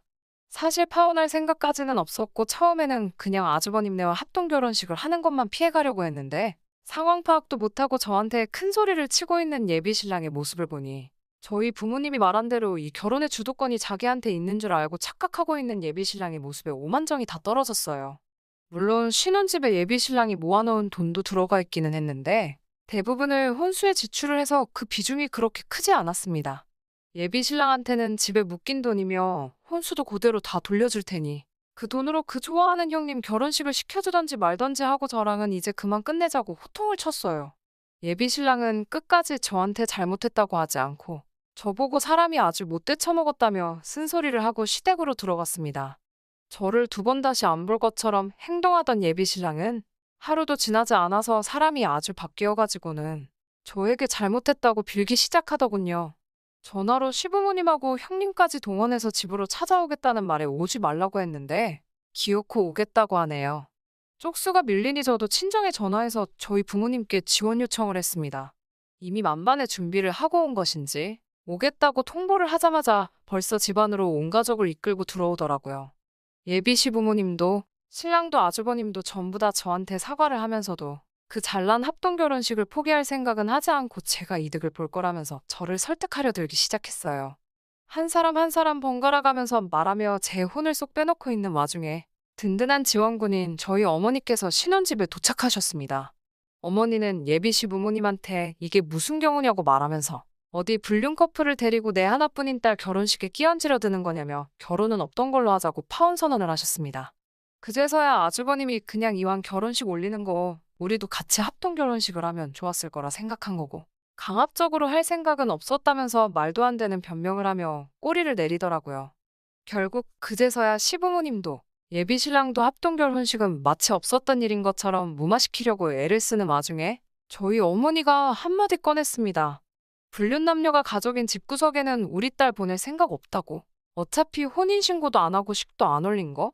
이참에 저와는 파혼을 하고 어디서 다른 상간녀를 구해다가 며느리로 들이라며 호통을 치시고 상황을 마무리 지었습니다.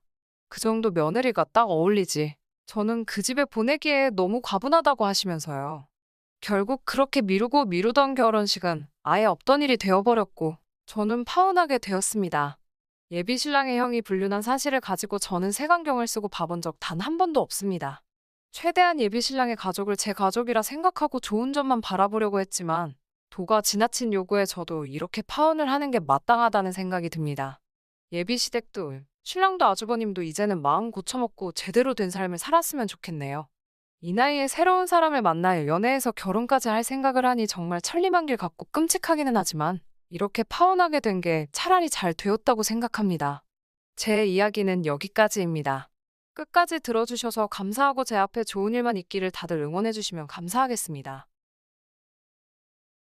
끝까지 들어주셔서 감사합니다. 오늘의 사연은 여기까지입니다.